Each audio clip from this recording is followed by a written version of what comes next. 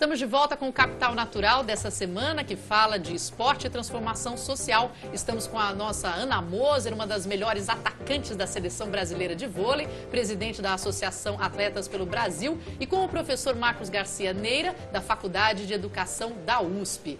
Bom, só retomando, né, a gente falando desse trabalho social do esporte, Marcos, você tem toda uma visão, inclusive, de ampliação e de mudança da forma com que a gente encara o esporte. A Ana estava falando desse trabalho onde você passa a ter o respeito, o próprio trabalho em equipe, enxergar outros conceitos dentro do esporte, além do simples, você tem que atacar, você tem que defender, você tem que fazer isso, fazer aquilo, e um trabalho físico. Conta um pouquinho para mim o que é o currículo cultural. Muito bem. Então, o currículo cultural é uma forma de pensar a educação física que você vai tratar das várias práticas corporais existentes na sociedade e adotando alguns princípios, né? Um deles, importante, é o princípio da justiça curricular. As práticas corporais, as brincadeiras, danças, lutas, esportes e ginásticas, elas são produtos de um determinado grupo social num determinado contexto histórico. Então, o esporte moderno, esse que nós conhecemos, esse mais conhecido, né, esse mais presente, ele é datado, né? Ele vem se transformando e a cada grupo que o reorganiza, o reconstrói, esse grupo contamina essa prática com seus significados. É por isso que o vôlei tem esse formato, o futebol esse formato, o rugby esse formato e assim sucessivamente. A mesma coisa acontece com as demais brincadeiras, danças, lutas e ginásticas, né? Então, um princípio importante é a gente tentar organizar o currículo de uma maneira a contemplar todas essas possibilidades. Não só a variação das práticas, como também a variação dos grupos que originaram essas práticas. Nesse sentido, é tão importante trabalhar o balé na escola, como trabalhar o funk na escola. É tão importante trabalhar o judô, trabalhar a luta greco-romana, como trabalhar a capoeira, trabalhar o muay thai. Então, se você parar para pensar, por que isso é importante? Quando nós trabalhamos com o balé, nós estamos comunicando para as crianças que aquele grupo que criou o balé, que reconstruiu o balé, que produziu as técnicas do balé, é um grupo tão legítimo, tão importante quanto aquele outro que produziu o funk, que reconstruiu o funk, que falou o funk, que disseminou o funk. Então, a justiça curricular, ela vai nos ajudar a organizar o currículo, tentando ser mais coerente com o desenho da sociedade. Um outro princípio importante é a ancoragem social dos conhecimentos. O que é isso? Ora, as práticas corporais, elas existem na sociedade. Historicamente, a educação física, ela se organizou na escola a partir de um monte de atividades motoras que às vezes não encontravam paralelo na vida social mais ampla. Então as crianças iam até as aulas, faziam aquelas brincadeiras, brincavam, né, de diversas maneiras, jogos normalmente adaptados ou reconstruídos, elas suavam, elas se recreavam, elas gostavam, mas aquilo não ajudava a entender a sociedade. Ancorar socialmente os conhecimentos significa levar para a escola, levar para o currículo escolar aquelas práticas que efetivamente acontecem nas ruas, nos parques, nos ginásios, nas piscinas, em todos os lugares. Me ajuda a traduzir isso? Claro. Então, vamos pensar, existem várias brincadeiras que às vezes acontecem nas aulas de educação física. Por exemplo, voleibol rede humana, é uma dos jogos adaptados de voleibol. Não existe a rede, né? A rede é constituída por pessoas, né? Por alunos, alunas, e eles ficam lá fazendo o papel da rede humana. Só que quando você liga a TV, você não vê essa modalidade. Quando você passeia nas praças, nos parques, nas ruas, você não vê essa modalidade. Como que essa modalidade aparece, como que ela se torna presente? Ela foi invenção com o sentido de fornecer um caminho organizado para ensinar o voleibol. Então, o currículo cultural, ele resiste um pouco a essa ideia. Ele pensa que o ponto de partida tem que ser o voleibol como ele acontece, para que as crianças possam reconstruí-lo e chegar no voleibol do 5º ano B, do 5º ano C, do 8º ano A, porque cada grupo, com a sua especificidade, com as pessoas que lá estão, crianças com deficiência, crianças com capacidades, né, de movimentação variadas, elas precisam produzir o vôlei, produzir a ginástica, produzir a luta a partir do seu repertório, a partir das suas características.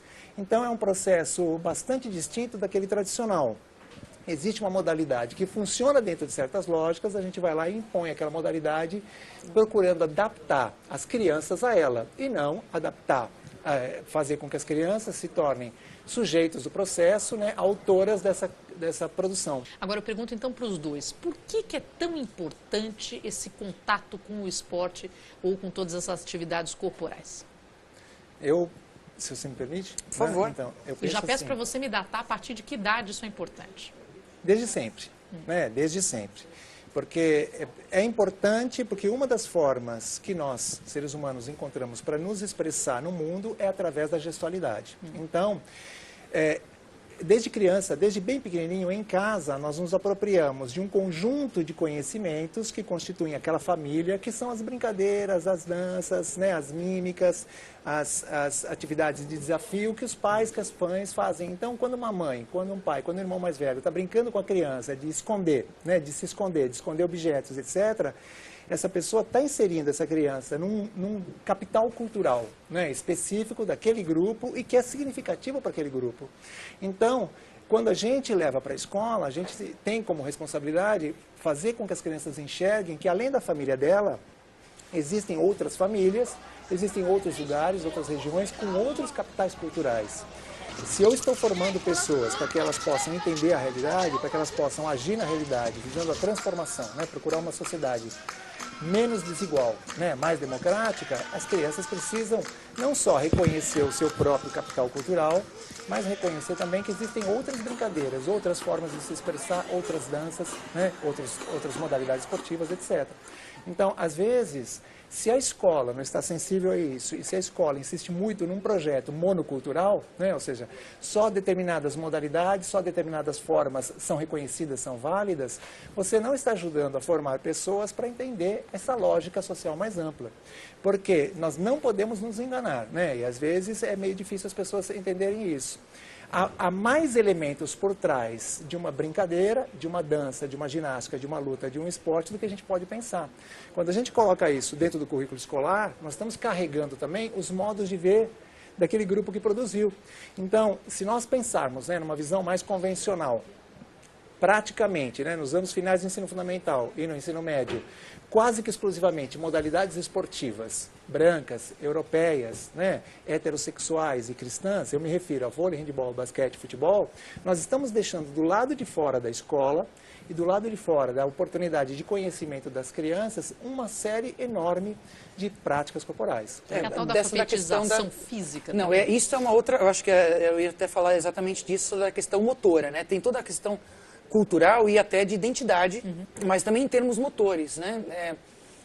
Tem várias pesquisas, enfim, já históricas, né? Não é de hoje, que apontam melhoria no rendimento escolar, que apontam menor repetência, enfim, dá uma maior possibilidade de ocupação dos espaços públicos, de interação entre pais e filhos em momentos de lazer. Né? São várias, enfim, tem pesquisas aí inúmeras, né? E o grande janela de oportunidade de desenvolvimento das bases de habilidades e capacidades motoras, cognitivas, emocionais, é 6 a 12 anos, né? Então é bem a fase escolar, onde a criança deveria estar recebendo o maior número possível de estímulos variados, culturais, ricos motoramente, né? Eu tenho saudade da força física daquela época, que tinha uma facilidade muito maior. Então, lá que a gente pegou as bases para o que a gente é hoje, né? Bom, a gente vai voltar daqui a pouquinho, vou fazer mais um intervalo, até porque o Marcos quer completar essa resposta da Ana, não saia daí.